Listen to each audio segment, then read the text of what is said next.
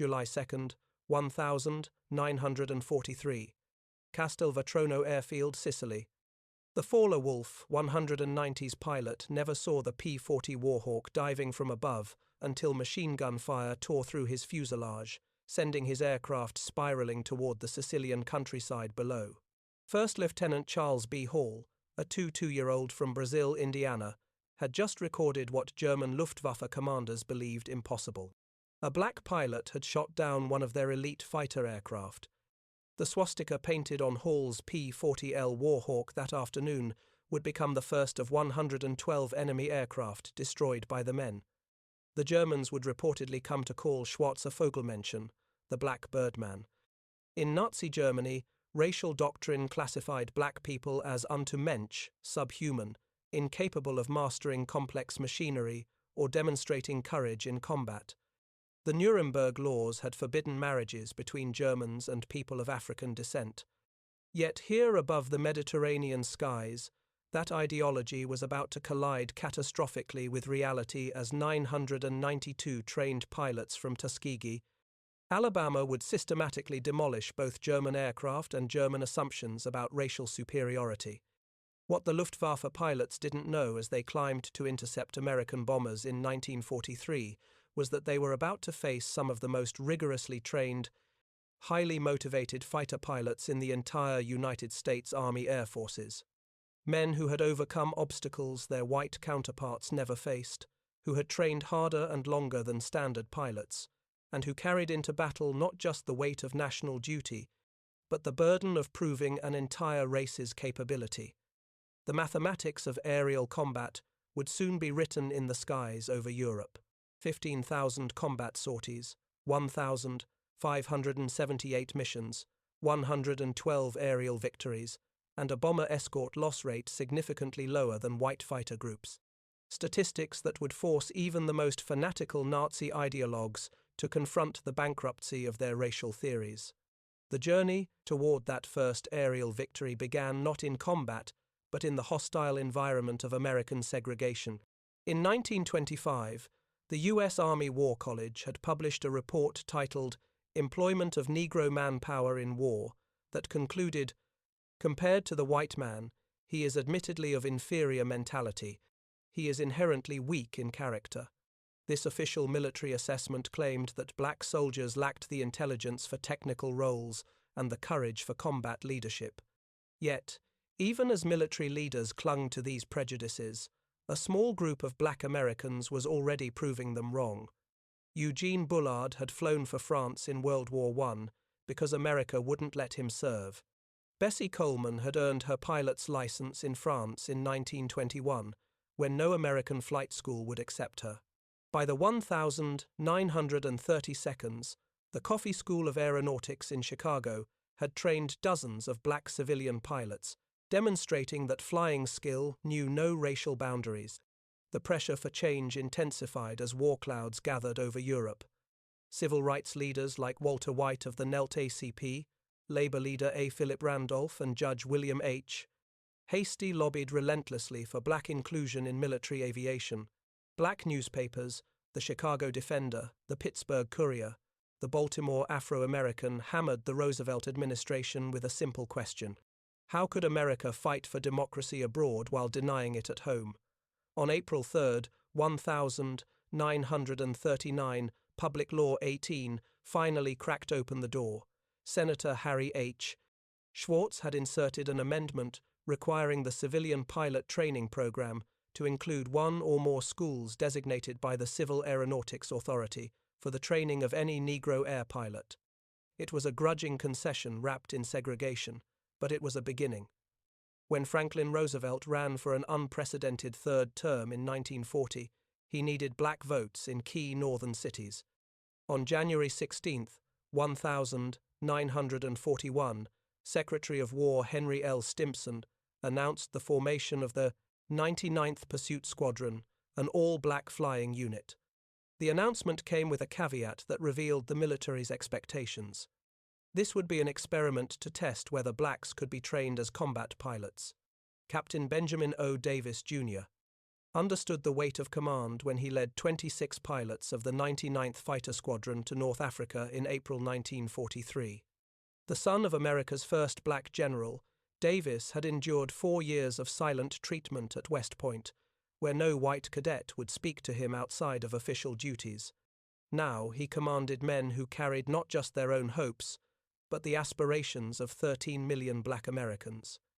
The 99th arrived at Farjuna, Tunisia, attached to the 33rd Fighter Group under Colonel William W. Mommy, a commander who made no secret of his skepticism about black pilots. Mier assigned them patrol missions over the Mediterranean, keeping them away from the real action. He wanted them to fail, and when they didn't immediately excel, he had his excuse. The morning of June 2nd, 1943 marked their first combat mission, an attack on the Italian-held island of Pantelleria. As their worn P-40 Warhawks climbed toward their targets, German fighters suddenly appeared. The Tuskegee pilots held formation, protecting their bombers. No aircraft were lost on either side, but the Germans had learned their first lesson. These pilots wouldn't break under pressure. But it was July 2nd, 1943 that changed everything. Charles Hall was flying his 8th mission, escorting B-25 Mitchell bombers attacking Castelvetrano airfield in Sicily. 2 Fowler Wolf 192nds bore down on the bomber formation. Hall later testified, "I saw 2 Fowler Wolves following the bombers just after the bombs were dropped. I headed for the space between the fighters and bombers and managed to turn inside the Jerrys. I fired a long burst and saw my traces penetrate the second aircraft. He was turning to the left, but suddenly fell off and headed straight into the ground. When Hall landed, the entire base erupted. Black ground crews who had endured months of insults from white personnel finally had their answer to every slight. Hall's victory was the first aerial kill by a black American pilot in U.S. military history. By January 1944, the 99th Fighter Squadron had been in combat for 7 months, but Colonel Mier had filed a devastating report claiming they lacked aggressiveness and recommending their removal from combat. The report reached General Henry Hap Arnold, who prepared to shut down the experiment. Then came Anzio. On January 27, 1944, the Luftwaffe launched massive raids on Allied forces at the Anzio beachhead. 15 pilots of the 99th Flying Obsolete P-40S encountered superior Fowler Wolf 192nds over the battlefield. What followed would silence the critics forever. The 99th shot down multiple enemy aircraft. Sources vary between 8 and 13 kills over 2 days. Captain Charles Hall claimed 2 more victories, bringing his total to 3. In 2 days, flying inferior equipment, they had destroyed more enemy aircraft than they had in their previous 7 months of combat. The War Department launched a study comparing the 99th with other P-40 squadrons and concluded they were performing just as well as white units. The success at Anzio proved black pilots could excel in combat when given the opportunity. In May 1944, the 332nd Fighter Group, combining the 99th, 100th, 3001st, and 3002nd fighter squadrons, received orders that would transform them from outcasts to legends.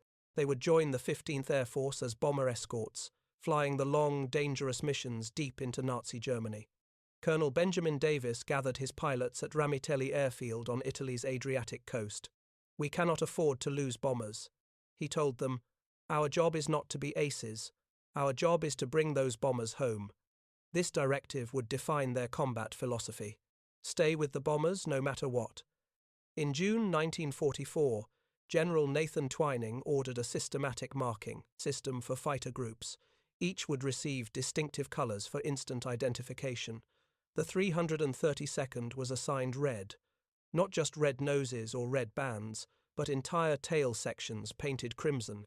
The P-51 Mustangs, with their red tails, red propeller spinners, and red nose bands, became instantly recognizable. The first bomber crews to receive red tail escorts didn't know their protectors were black. They only knew that these fighters stayed close, never abandoning them for easy kills. Word spread through the bomber groups: request the red tails if you can get them. July 18th, 1944, would test the red tails like never before. Colonel Davis led 66 Mustangs to rendezvous with bombers targeting the Luftwaffe base at Memming, Germany. The bombers were late. Davis made a crucial decision: orbit in enemy territory rather than return to base. When the bombers finally appeared, so did the Luftwaffe, approximately 100 German fighters attacking from multiple directions. The Germans had learned that overwhelming numbers might break the red tail's protective screen. Despite fierce defense by the 332nd, who claimed 11 to 12 victories, 15 B-17 fell to enemy fighters in 20 minutes of savage combat. The 332nd lost 3 pilots, Lieutenants Robert Hutton, Wellington Irving, and Alfred Brown. Critics claimed the high bomber losses proved black pilots couldn't handle major battles, but operational analysis revealed the truth. The 332nd had arrived at an impossible situation with massive German forces already engaging the bombers. They had prevented complete disaster. By March 1945, the Luftwaffe's conventional fighters could barely challenge Allied air supremacy, but Germany had one last card. The Messerschmitt Me 262, the world's first operational jet fighter. With a top speed of 540 miles per hour, it could outrun any propeller-driven aircraft.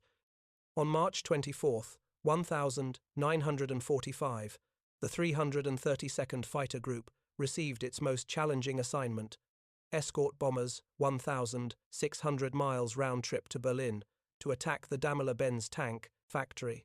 Intelligence warned that Mi-262S from Jägerschade 7 would defend the target. Colonel Davis led 43 P-51 Mustangs into the heart of the Reich.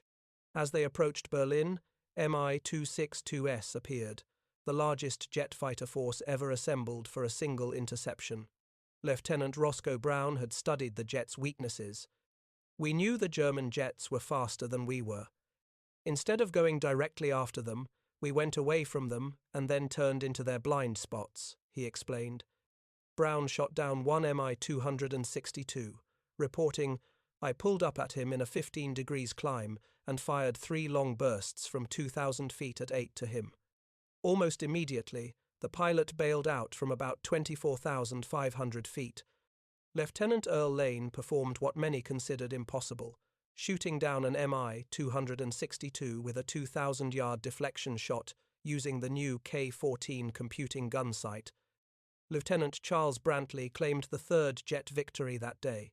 The destruction of 3 M262s in a single engagement represented more jets than most fighter groups would destroy in the entire war. The Red Tails had just exceeded the total of all previous American Me-262 kills in one afternoon. The 332nd Fighter Group earned a Distinguished Unit Citation for this mission.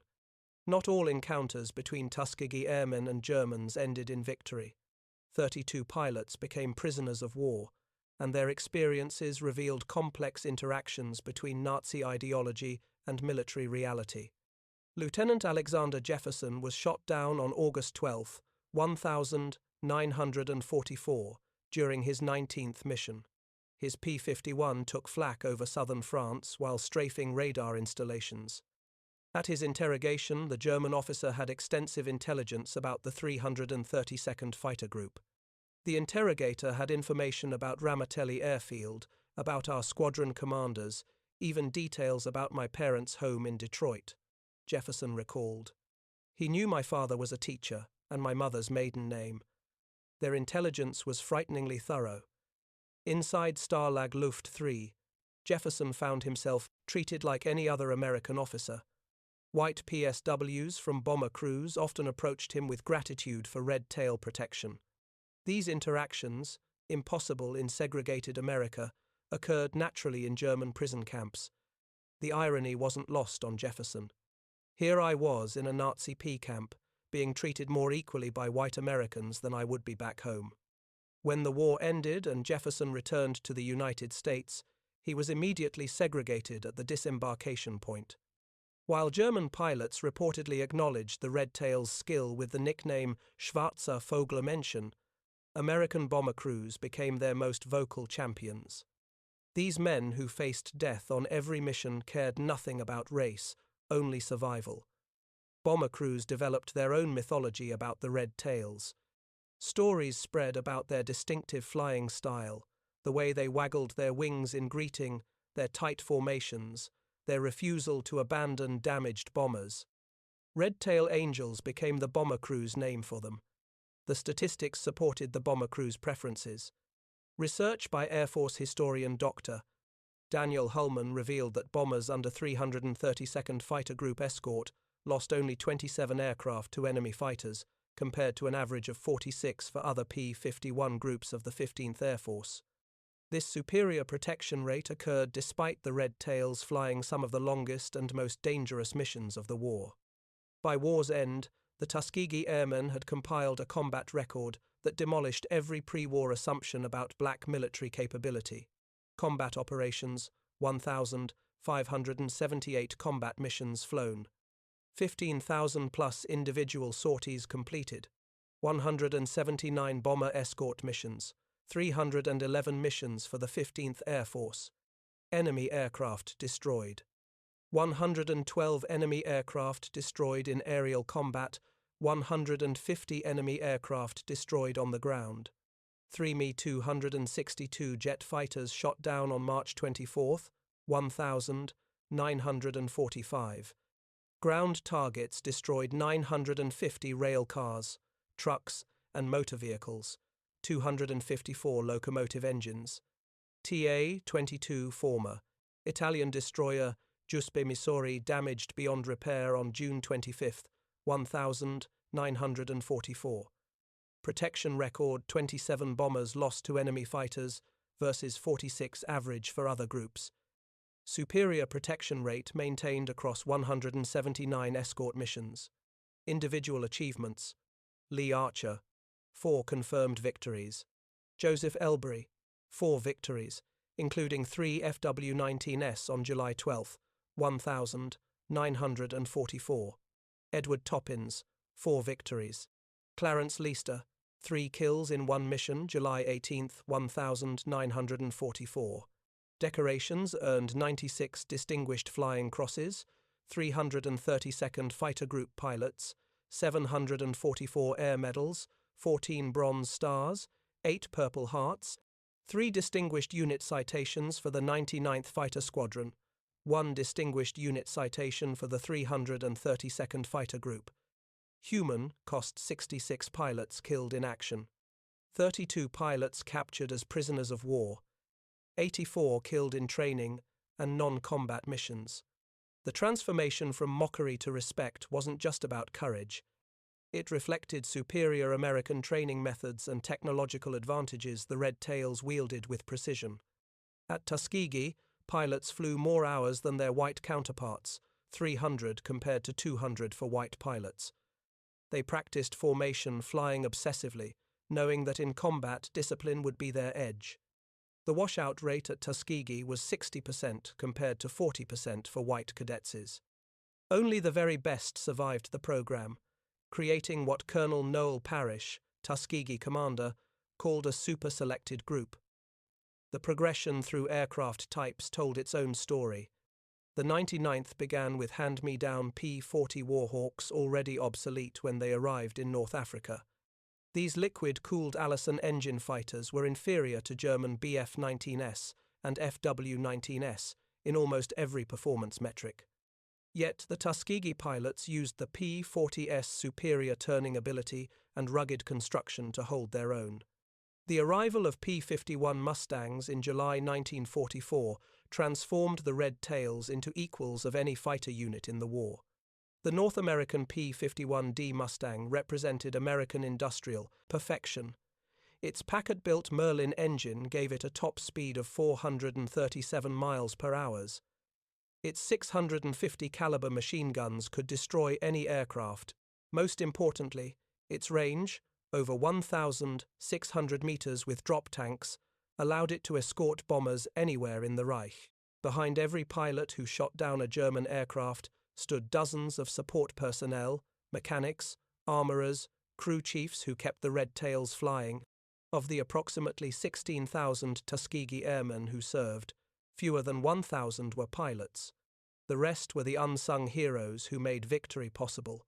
The ground crews worked miracles with limited resources. Ramitelli Airfield in Italy was primitive compared to other American bases. Spare parts were scarce, with the 332nd often last in line for supplies. Yet their aircraft availability rate, the percentage of planes ready for combat, equaled or exceeded that of white units. These ground crews also faced combat. German raids on Ramitelli were rare but deadly. On March 24, 1944, a German bombing raid killed several support personnel. The men continued working through the attack, pulling aircraft away from burning fuel dumps. The strategic bombing campaign over Europe provided the ultimate testing ground for the Tuskegee Airmen. Each B-17 Flying Fortress cost $238,000 and carried 10 highly trained crew members. The loss of a single bomber represented a strategic setback that rippled through the entire war effort. This is why bomber protection mattered more than aerial victories. Colonel Davis understood this when he ordered his pilots to resist the temptation to chase German fighters. "Anyone can shoot down a fighter if they abandon their post," he said. "It takes discipline to stay with the bombers when the enemy is running." The Red Tails' escort tactics evolved through experience. They developed a 3-layer defense: close escort weaving directly above the bombers, medium escort positioned to intercept incoming fighters, and high escort watching for diving attacks. This system required precise coordination and absolute discipline. The Tuskegee Airmen fought 2 wars simultaneously against fascism abroad and racism at home. Their combat record challenged both Nazi racial ideology and American segregation, proving that excellence in aerial combat transcended racial categorization. While the Tuskegee Airmen fought Germans abroad, they battled prejudice at home. Their victories over the Luftwaffe made headlines in black newspapers, but were often minimized or ignored by the mainstream press. The Pittsburgh Courier's Double V campaign, Victory Against Fascism Abroad and Racism at Home, used the Tuskegee Airmen as prime examples. The contrast with German awareness was stark. By 1945, the Luftwaffe reportedly knew exactly who flew the red-tailed Mustangs, calling them Schwarze Vogelmenschen. Meanwhile, many white Americans didn't know black pilots existed. This ignorance was deliberate. The War Department rarely publicized the Tuskegee Airmen's successes. Victory in Europe brought not celebration, but uncertainty for the Tuskegee Airmen. While white units prepared for victory parades, the 332nd faced questions about their future. The Army Air Forces planned to maintain segregation despite combat evidence of its absurdity. For decades after World War II, the achievements of the Tuskegee Airmen remained largely unknown to mainstream America. Individual pilots struggled with this erasure.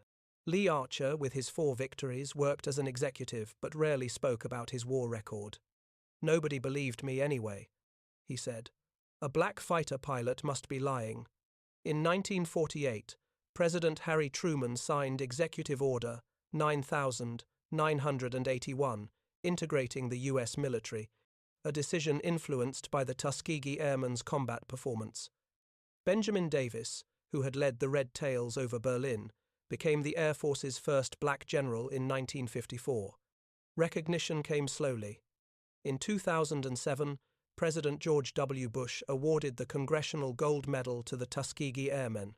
Only 300 of the original pilots survived to attend. Many had waited over 60 years for national recognition. The transformation from mockery to respect wasn't mythology but documented fact. The numbers remain irrefutable. 112 aerial victories against the Luftwaffe. 3 Mi-262 jet fighters destroyed in one mission. 150 enemy aircraft destroyed on the ground. 27 bombers lost versus 46 average for other groups. 96 distinguished flying crosses earned by 332nd Fighter Group pilots. The reportedly nicknamed Schwarze Vogelmenschen proved that prejudice crumbles when confronted with undeniable capability. Every German fighter destroyed, every bomber protected, every mission completed, added evidence to an irrefutable case. The color of a pilot's skin had nothing to do with his ability to fly and fight. Roscoe Brown, who shot down a German jet over Berlin, summarized their achievement. "We didn't just fight the Germans. We fought ignorance, prejudice, and hatred, and we won all three battles." The Tuskegee Airmen hadn't just won battles, they had changed history. They fought 3 wars simultaneously and won them all, defeating the Luftwaffe in combat, challenging Nazi racial ideology through performance, and eventually helping demolish American segregation through undeniable excellence. When given the opportunity, the Tuskegee Airmen soared, transforming mockery into respect, prejudice into acceptance, and enemies into witnesses of their extraordinary achievement.